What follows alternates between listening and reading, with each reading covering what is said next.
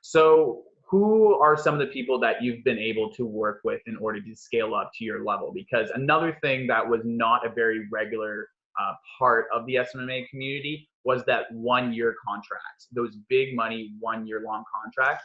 I mean, the That's reason, not really something that's inside of the community right now. So kind of take me back on people that you've worked with, some of the ideas that you had in order to scale up to I your mean, brand. even those 1 year, like usually if they don't make any money for a few months, then I'm like, let's just like chalk it up, you know?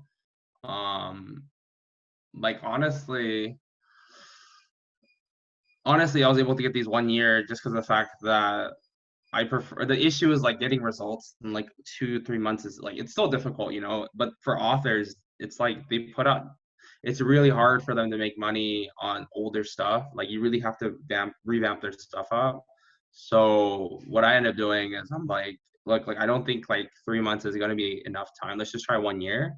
And that's one of the reasons why I'm able to get away with the percentage deals. Cause I'm like, you know, because if they have to pay me every single month and they're not really making much, like it's kind of in an unfair position, right?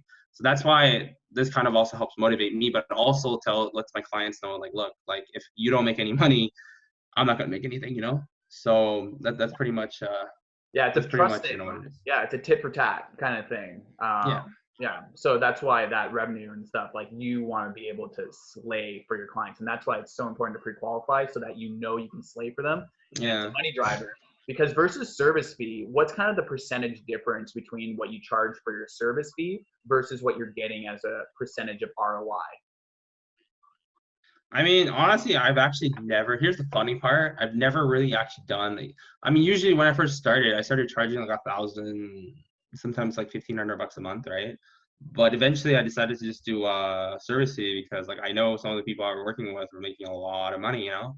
So I just, honestly, I figured, you know what, I can probably just do one big retainer and just do monthly like percentage. I think that would be the easiest for everyone because the thing is like I'd really, you know, I like one of the clients I worked with, like I literally took her from like 2K a month to like 44 grand, you know what I mean?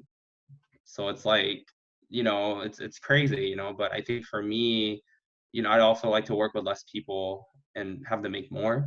So honestly, like the reason I just came up with 25% was I figured it was like the most fair, you know, for both parties. It's not too much, it's not overreaching, but also it's like risk reward play, you know, like I have some people that pay me like a few $100 a month, but I know like in long term they're gonna make me a lot more, you know, to kind of compensate for that.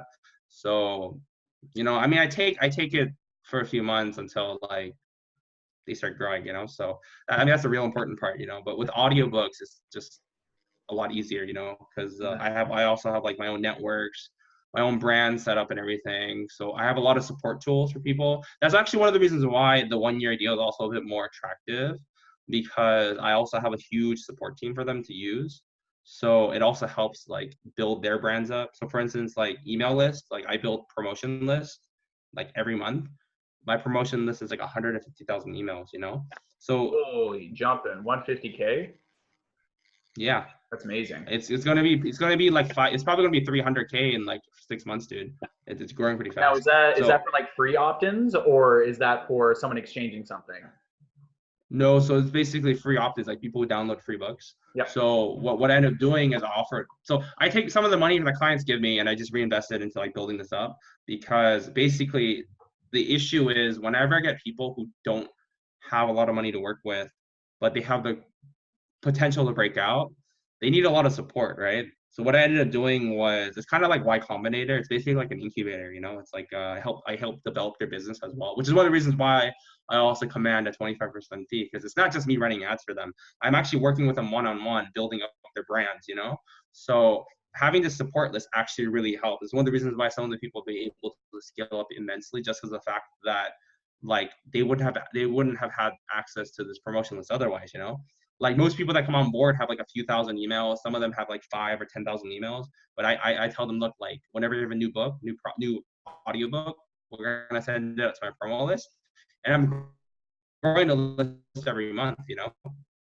So it's like a win-win, you know. So basically, I help develop their brands, and I get a cut of that, you know. No, 100%. Yeah, that's kind of the big thing, is to be able to have that partnership, and so that you're able to actually like grow the brand, because there's only kind of two things that you own on the internet. It's only either your website, your domain that you have, you're kind of renting it for maybe a year or 2 years, depending on that, or you have the email list. Email lists, like those are yours forever. Like no one can take that away from you. As soon as you get that CSV file, boom, that's all yours. That's why like growing a social media platform, like that's excellent. And being able to have that as your personal brand, like that's really, really awesome. But at the same time, like, I don't know, what if Facebook just shuts down your account the next day? Or what if Instagram just doesn't like a post that you do, and then you get shadow banned or something like that? Yeah. You have no control over it, because you're literally just borrowing either followers, you're borrowing subscribers, you're borrowing all this stuff. And the biggest thing that you need is an email list. 100%.